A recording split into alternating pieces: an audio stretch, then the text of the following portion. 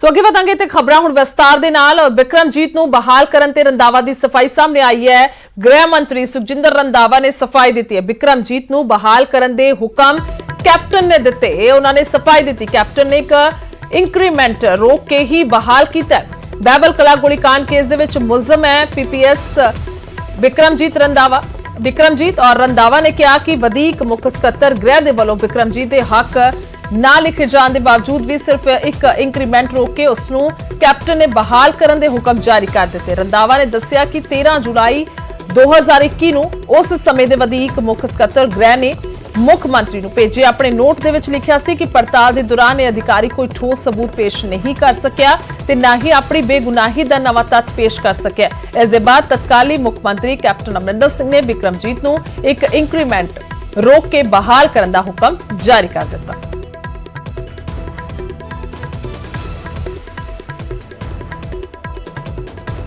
ਅੱਗੇ ਵਧਦੇ ਹਾਂ, ਗੱਲ ਕਰਾਂਗੇ ਚੰਨੀ ਸਰਕਾਰ ਦੀ। ਚੰਨੀ ਸਰਕਾਰ ਨੇ ਪੈਟਰੋਲ ਤੇ ਡੀਜ਼ਲ ਤੇ ਸੂਬੇ ਦੀ ਜਨਤਾ ਨੂੰ ਵੱਡੀ ਰਾਹਤ ਦਿੰਦੇ ਹੋਏ ਪੈਟਰੋਲ ਤੇ 10 ਰੁਪਏ ਤੇ ਡੀਜ਼ਲ ਤੇ 5 ਰੁਪਏ ਘਟਾਉਣ ਦਾ ਐਲਾਨ ਕੀਤਾ ਹੈ। ਮੁੱਖ ਮੰਤਰੀ ਨੇ ਦਾਅਵਾ ਕੀਤਾ ਹੈ ਕਿ ਸੂਬੇ ਦੇ ਵਿੱਚ ਪੈਟਰੋਲ ਪੂਰੇ ਉੱਤਰ ਭਾਰਤ ਦੇ ਵਿੱਚ ਸਭ ਤੋਂ ਸਸਤਾ ਹੋ ਗਿਆ। ਵੇਖਦੇ ਰਿਪੋਰਟ।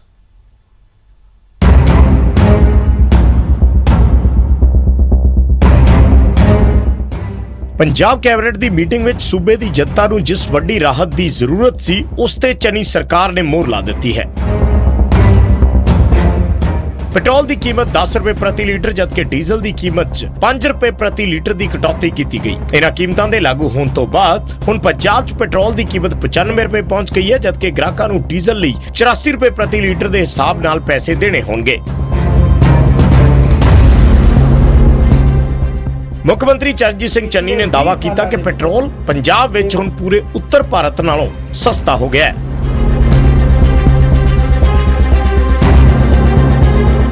पेट्रोल के रेट असी 10 रुपये घट कर रहे हैं। अज ही रात तो 10 रुपये 5 रुपये डीजल के रेट अज तो ही रात तो असी घट कर देंगे। जेड़ा कि पिछले 70 सालों के विच कदे मैं सुनिया नहीं कि इन्ना रेट भी कदे घटिया होवे या कदे इन्ना रेट वधिया कि पंजाब दे विच पेट्रोल नॉर्दर्न एरिया दे विच सब तो सस्ता हो गया है। सिर्फ चंडीगढ़ लगभग साडे नेड़े तेड़े है, बाकी सारियां दे विच बड़े मार्जिन दे नाल सस्ता होया।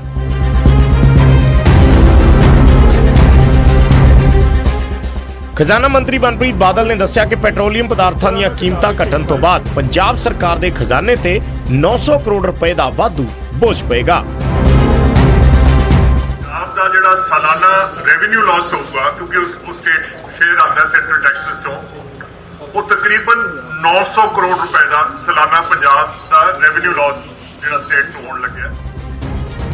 दिवाली तो एक दिन पहला केंद्र सरकार ने देश की जनता नूं वड्डी राहत दिंदे होए एक्साइज ड्यूटी घट करके पेट्रोल 5 रुपए ते डीजल 10 रुपए सस्ता कीता सी। उस तो बाद बीजेपी शासित 13 सूबियां ने पेट्रोल ते डीजल ते वैट घटा के जनता नूं दिवाली दा डबल तोहफा दिता सी। पर हुण चोणां दे मद्देनज़र पंजाब पहला अजिहा कांग्रेसी शासित सूबा बन गया जिसने पेट्रोल डीजल ते जनता नूं राहत दित्ती है।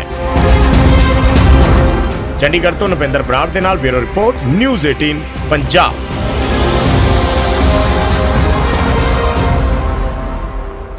ਤੇ ਉਧਰ ਵਿਰੋਧੀ ਕੀ ਕੁਝ ਕਹਿ ਰਹੇ ਨੇ ਉਹ ਵੀ ਸੁਣ ਲੈਣੇ ਆ। मैं उन्होंने पूछना चाहना 5 रुपये डीजल क्यों? कि वो किसानी के खिलाफ है, इंडस्ट्री के खिलाफ है। इंडस्ट्री ते किसानी डीजल यूज करती है, उन्होंने तो घटाया नहीं। तुसी असी कह 30 रुपये पर litre they take money Punjab government 10 घटा देंगे।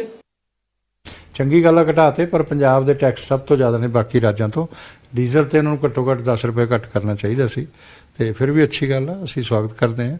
ਤੇ ਕੁਛ ਤਾਂ ਜਾਗ ਆਈ ਲੋਕਾਂ ਦੇ ਬਾਰੇ ਚ ਸਮਝ ਆਈ ਇਹਨਾਂ ਨੂੰ, ਕਿਉਂਕਿ ਮੋਦੀ ਜੀ ਨੇ ਤਾਂ ਬਿਨਾਂ ਕਿਸੇ ਦੀ ਡਿਮਾਂਡ ਕੀਤੇ ਹੀ ਘੱਟ ਕਰਤੇ ਸੀ, ਔਰ ਅੱਗੇ ਵੀ ਇਸ ਤਰ੍ਹਾਂ ਹੀ ਮਹਿੰਗਾਈ ਨੂੰ ਹੋਰ ਘੱਟ ਕਰਾਂਗੇ, ਅੱਗੇ ਵੀ ਇਸ ਤਰ੍ਹਾਂ ਹੋਰ ਫੈਸਲੇ ਲੈਣ ਵਾਲੇ ਆ। उधर गल करांगे एजी एपीएस दियोल दी, जिन्हां ने नवजोत सिंह सिद्धू ते बेअदबी अते ड्रग के मामलों नूं कमजोर करन दा इल्जाम लगाया सी। तां सिद्धू ने भी पलटवार करते हुए एक तो एक 12 सवाल पुछ के चन्नी सरकार नूं घेर लिया। उधर रवनीत बिट्टू ने सिद्धू दी पार्टी प्रति वफादारी नूं लैके वड्डे सवाल खड़े कीते ने।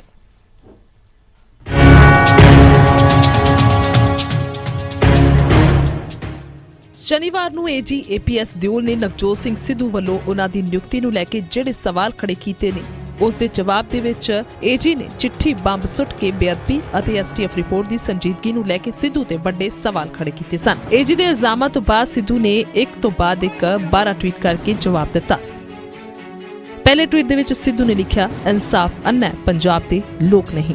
ਤੁਸੀਂ ਮੁੱਖ ਮੁਲਜ਼ਮਾਂ ਦੇ ਵੱਲੋਂ ਕੋਰਟ 'ਚ ਪੇਸ਼ ਹੋਏ ਅਤੇ ਸਾਡੀ ਸਰਕਾਰ ਤੇ ਗੰਭੀਰ ਇਲਜ਼ਾਮ ਲਗਾਏ। ਇਸ ਤੋਂ ਬਾਅਦ ਸਿੱਧੂ ਨੇ ਅਗਲੇ ਟਵੀਟ ਦੇ ਵਿੱਚ ਲਿਖਿਆ, ਤੁਸੀਂ ਸੀਬੀਆਈ ਨੂੰ ਕੇਸ ਟ੍ਰਾਂਸਫਰ ਕਰਨ ਦੀ ਦਰਖਾਸਤ ਦਿੱਤੀ ਕਿਉਂਕਿ ਤੁਸੀਂ ਡਰ ਗਏ ਸਨ ਕਿ ਸੱਚ ਸਾਹਮਣੇ ਨਾ ਆ ਜਾਵੇ। ਸਿੱਧੂ ਨੇ ਤੀਜਾ ਹਮਲਾ ਕਰਦੇ ਹੋਏ ਕਿਹਾ ਕਿ ਤੁਸੀਂ ਸਰਕਾਰ ਵੱਲੋਂ ਪੇਸ਼ ਹੋ ਕੇ ਫਿਰ ਤੋਂ ਮੇਰੇ ਖਿਲਾਫ ਗਲਤ ਜਾਣਕਾਰੀ ਪੇਸ਼ ਕਰ ਰਹੇ ਹੋ ਜਦਕਿ ਮੈਂ ਬੇਅਦਬੀ ਦੇ ਖਿਲਾਫ ਲੜਾਈ ਲੜ ਰਿਹਾ ਹਾਂ ਅਤੇ ਤੁਸੀਂ ਮੁਲਜ਼ਮਾਂ ਨੂੰ ਬਲੈਂਕੇਟ ਬੇਲ ਦਵਾ ਰਹੇ ਹੋ। ਚੌਥਾ ਸਵਾਲ ਕਰਦੇ ਹੋਏ ਸਿੱਧੂ ਨੇ ਕਿਹਾ, ਮੈਂ ਜਾਣਨਾ ਚਾਹੁੰਦਾ ਹਾਂ ਤੁਸੀਂ ਕਿੰਨਾ ਲੋਕਾਂ ਲਈ ਕੰਮ ਕਰ ਰਹੇ ਹੋ। ਪੰਜਵਾਂ ਸਵਾਲ ਸਿੱਧੂ ਨੇ ਕਿਹਾ, ਤੁਸੀਂ ਉਹਨਾਂ ਦੇ ਲਈ ਕੰਮ ਕਰ ਰਹੇ ਹੋ ਜਿਨ੍ਹਾਂ ਨੇ ਆਪਣੇ ਸਿਆਸੀ ਫਾਇਦੇ ਲਈ ਤੁਹਾਡੀ ਨਿਯੁਕਤੀ ਕੀਤੀ ਹੈ।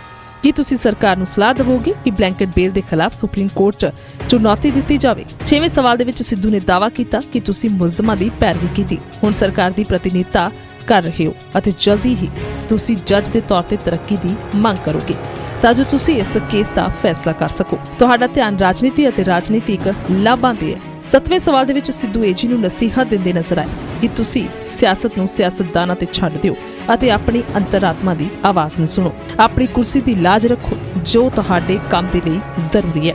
ਸਿੱਧੂ ਦਾ 8ਵਾਂ ਸਵਾਲ ਐਸਟੀਐਫ ਰਿਪੋਰਟ ਨੂੰ ਲੈ ਕੇ ਉਹਨਾਂ ਕਿਹਾ ਕਿ 5 ਅਕਤੂਬਰ 2021 ਨੂੰ ਹਾਈ ਕੋਰਟ ਨੇ ਪੁੱਛਿਆ ਸੀ ਕਿ ਐਸਟੀਐਫ ਦੀ ਰਿਪੋਰਟ ਤੇ ਕਾਰਵਾਈ ਕਿਉਂ ਨਹੀਂ ਕਰ ਰਹੇ ਤਾਂ ਤੁਹਾਡਾ ਜਵਾਬ ਸੀ ਕਿ ਅਦਾਲਤ ਦੀ ਮਨਜ਼ੂਰੀ ਤੋਂ ਬਿਨਾਂ ਇਹ ਨਹੀਂ ਹੋ ਸਕਦਾ।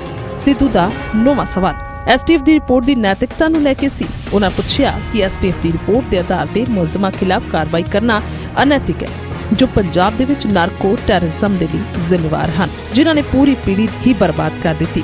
10ਵੇਂ ਸਵਾਲ ਦੇ ਵਿੱਚ ਸਿੱਧੂ ਨੇ ਪੁੱਛਿਆ ਕਿ ਹਾਈ ਕੋਰਟ ਨੇ ਤੁਹਾਨੂੰ ਰੋਕਿਆ ਸੀ। ਅਦਾਲਤ ਨੇ ਆਪ ਐਸਟੀਐਫ ਦੀ ਰਿਪੋਰਟ ਸਰਕਾਰ ਨੂੰ ਵਿਚਾਰ ਕਰਨ ਦੇ ਲਈ ਸੌਂਪੀ ਸੀ ਪਰ ਇਸ ਦੇ ਬਾਵਜੂਦ ਤੁਸੀਂ ਕੋਈ ਕਾਰਵਾਈ ਨਹੀਂ ਕੀਤੀ। 11ਵੇਂ ਸਵਾਲ ਦੇ ਵਿੱਚ ਸਿੱਧੂ ਨੇ ਏਜੀ ਦੀ ਨੈਤਿਕਤਾ ਤੇ ਸਵਾਲ ਕੀਤਾ ਅਤੇ ਕਿਹਾ ਕਿ ਜਦੋਂ ਨੈਤਿਕਤਾ ਦੀ ਗੱਲ ਆਉਂਦੀ ਹੈ ਤਾਂ ਮਨੋਰਥ ਬਹੁਤ ਮਹੱਤਵਪੂਰਨ ਹੁੰਦਾ ਹੈ। 12ਵੇਂ ਅਤੇ ਅਖਰਲੇ ਸਵਾਲ ਦੇ ਵਿੱਚ ਸਿੱਧੂ ਨੇ ਕਿਹਾ, ਚੰਗਾ ਬੰਦਾ ਹਮੇਸ਼ਾ ਸਹੀ ਚੀਜ਼ਾਂ ਦੇ ਲਈ ਸਹੀ ਫੈਸਲੇ ਲੈਂਦਾ ਹੈ ਪਰ ਤੁਹਾਡੇ ਕੰਮ ਕਰਨ ਦੇ ਤਰੀਕੇ ਨਿਆਂ ਦਿਵਾਉਣ ਵਾਲੇ ਨਹੀਂ ਹਨ ਬਲਕਿ ਇਸ ਵਿੱਚ ਅੜਿੱਕੇ ਪਾਉਣ ਵਾਲੇ ਹਨ। ਸਿੱਧੂ ਨੇ ਏਜੀ ਤੋਂ 12 ਸਵਾਲ ਪੁੱਛੇ ਤਾਂ ਇੱਕ ਸਵਾਲ ਰਵਨੀਤ ਬਿੱਟੂ ਨੇ ਵੀ ਸਿੱਧੂ ਨੂੰ ਪੁੱਛਿਆ। ਏਜੀ ਜਾਂ ਡੀਜੀਪੀ ਵੀ ਇਹ ਪਹਿਲਾਂ ਬਾਦਲ ਵੇਲੇ ਸੀਗੇ ਜੀ ਤੇ ਹੁਣ 30 40 ਸਾਲ ਨੌਕਰੀ ਹੁੰਦੀ ਆ ਹਰ ਆਈਐਸ ਆਈਪੀਐਸ ਆਫੀਸਰ ਦੀ। ਉਹ ਤਾਂ ਅਕਾਲੀ ਦਲ ਵੇਲੇ ਵੀ ਕੰਮ ਕਰਨਾ, ਉਦੋਂ ਬਾਅਦ ਦਿੱਲੀ ਸਰਕਾਰ ਤੇ ਵੀ ਉਹ ਜਾਂਦੇ ਨੇ 10 ਸਾਲ ਉੱਥੇ ਲਾ ਕੇ ਵੀ ਆਉਂਦੇ ਆ। ਫਿਰ ਐਂ ਤਾਂ ਜੇ ਮੈਂ ਇਹ ਕਹਾਂ ਵੀ ਨਵਜੋਤ ਸਿੰਘ ਸਿੱਧੂ ਸਾਹਿਬ ਜਿਹੜੇ ਆ ਉਹ 14 ਸਾਲ ਬੀਜੇਪੀ ਚਲਾ ਕੇ ਆਏ, ਅਸੀਂ ਉਹਨਾਂ ਤੇ ਕਿਵੇਂ ਵਿਸ਼ਵਾਸ ਕਰੀਏ? ਅੱਜ ਕਾਂਗਰਸ 'ਚ ਨੇ ਨਾ। ਉਧਰ ਸ਼੍ਰੋਮਣੀ ਅਕਾਲੀ ਦਲ ਦੇ ਪ੍ਰਧਾਨ ਸੁਖਬੀਰ ਬਾਦਲ ਏਜੀ ਅਤੇ ਡੀਜੀਪੀ ਦੀ ਨਿਯੁਕਤੀ ਨੂੰ ਲੈ ਕੇ ਮੁੱਖ ਮੰਤਰੀ ਚਰਨਜੀਤ ਚੰਨੀ ਦੇ ਪੱਖ ਦੇ ਵਿੱਚ ਖੜੇ ਨਜ਼ਰ ਆ ਰਹੇ ਨੇ ਤੇ ਸਿੱਧੂ ਨੂੰ ਸਵਾਲ ਕਰ ਰਹੇ ਨੇ। Chief Minister has the right to choose his DGP and AG and Chief Secretary and the SSPs. No party president can interfere in the government. CM Channi ਦੇ ਵੱਲੋਂ ਡੀਜੀਪੀ ਅਤੇ ਏਜੀ ਦੀ ਨਿਯੁਕਤੀ ਤੇ ਅੜੇ ਰਹਿਣਾ, ਸਿੱਧੂ ਦੇ ਸਵਾਲਾਂ ਨੂੰ ਨਜ਼ਰਅੰਦਾਜ਼ ਕਰਨਾ ਕਿ ਵੱਡੇ ਸਿਆਸੀ ਸਮੀਕਰਨ ਵੱਲ ਇਸ਼ਾਰਾ ਕਰ ਰਿਹਾ। ਹਾਈ ਕਮਾਂਡ ਦੀ ਇਸ ਪੂਰੇ ਮਾਮਲੇ ਦੀ ਚੁੱਪੀ ਵੀ ਕਈ ਸਵਾਲ ਖੜੇ ਕਰ ਰਹੀ ਹੈ। ਚੰਡੀਗੜ੍ਹ ਤੋਂ ਪੰਕਜ ਕਪਾਹੀ ਦੇ ਨਾਲ ਫਗਵਾੜਾ ਤੋਂ ਸੁਰਿੰਦਰ ਕੰਬੋਜ, ਨਿਊਜ਼ 18 ਪੰਜਾਬ। तो इसे ही खास रिपोर्ट तो बाद एक छोटा सा ब्रेक लेने और जल्दी वापस आवांगे।